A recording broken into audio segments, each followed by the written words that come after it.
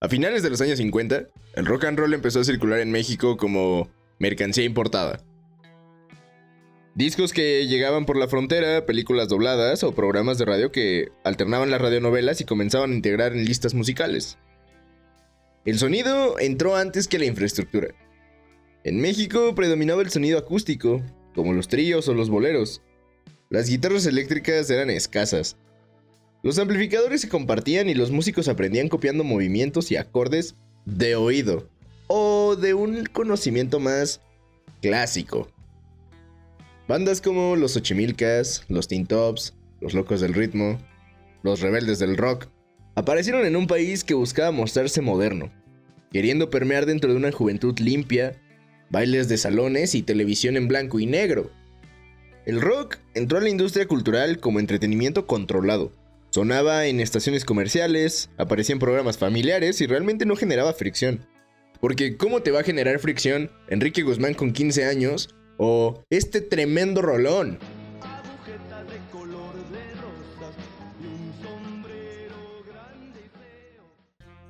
Durante los primeros años de los 60, el crecimiento urbano en el Distrito Federal se aceleró.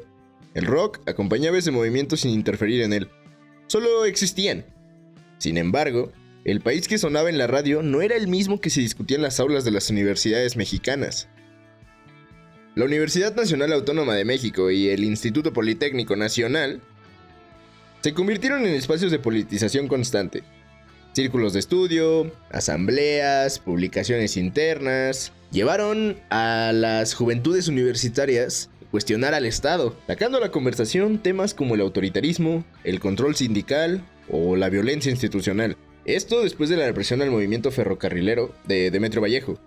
Si gustan ahondar más en esto, reviéntense El tren pasa primero de la maestra Elena Poniatowska. Ahí se pueden dar un cáliz de cómo es que el ejército y el Estado ya tenían experiencia, ¿no?, en llevar los movimientos militarizados. En 1965, mientras el país ya respiraba tensión social acumulada, entre estos movimientos ferrocarrileros y protestas como la de la Asociación Mexicana de Médicos, el discurso oficial seguía hablando de estabilidad. Mientras tanto, el contexto internacional se volvía imposible de ignorar. Las protestas estudiantiles en París, pasaban por la televisión toda la guerra de Vietnam. Era claro que no se iba a poder ignorar. Y que eso no tardaría en llegar a México.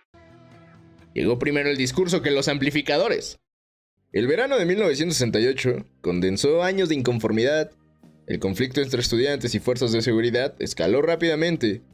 Marchas masivas, paros, pliegos petitorios. La música seguía sonando en casas, radios, fiestas, cantinas.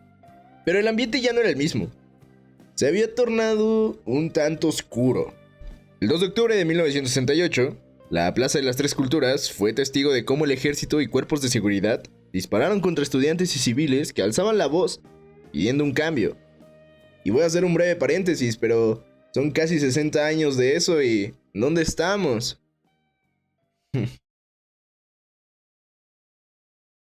El Estado reorganizó su relación con la juventud.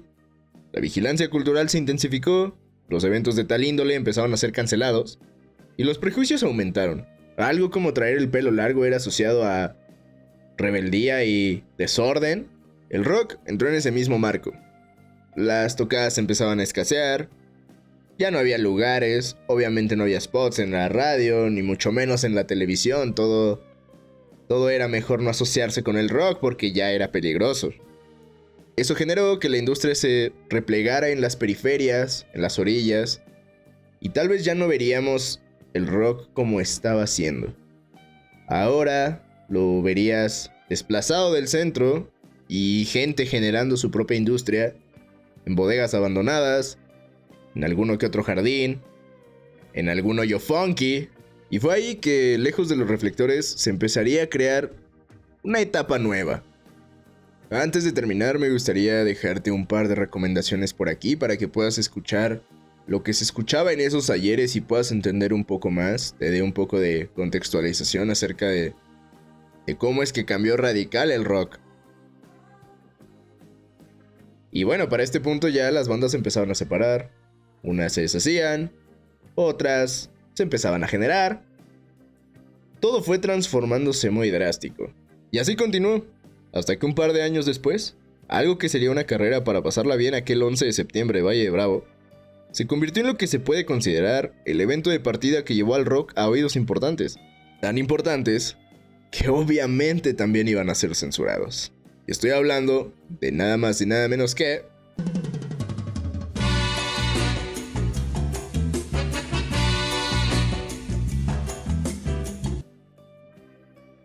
Pero bueno, hasta aquí el video de hoy. Bienvenido a este primer video de esta serie que voy a estar haciendo acerca de el rock en México. Creo que no se ha ni investigado lo suficiente, ni compartido lo suficiente. Creo que antes de que se diera toda esta etapa de Avándaro y todo lo que significó Avándaro, ya había un par de proyectos haciendo ruido muy cabrón. Tal vez no en el género, porque era algo nuevo, pero estaban generando su propia contra, ¿sabes? Su propia voz. Que creo que de ahí parte mucho, de la actitud y de la posibilidad. El siguiente video ya lo tengo. Va a ir justo de uno de estos proyectos que creo que revolucionaron y fueron algo importante, como los Xochimilcas. Creo que la mejor manera de irte desmenuzando esto es haciendo un video general, como de la contextualización social, y al mismo tiempo un disco o algo que para mí haya sido relevante en mi búsqueda acerca de, pues, estas bandas, estos proyectos y el género. Con esto doy por terminado el video. Poco a poco irás viendo más contenido acerca de esto y de cosas que no tengan que ver tanto con la música, la publicidad, el entorno social y cosas que hoy en día considero que nos están dejando un poco tocados. Espero que te haya gustado. No olvides seguirme en redes sociales que aparecen por acá. Y eso, suscribirte, comentarme en los videos. Si me dices, oye, es que eso está mal, pues no hay pedo, güey, lo corregimos. No se va a corregir una chingada, simplemente voy a aprender. Entonces, bueno, es todo por hoy y ya. Nos vemos. Bye.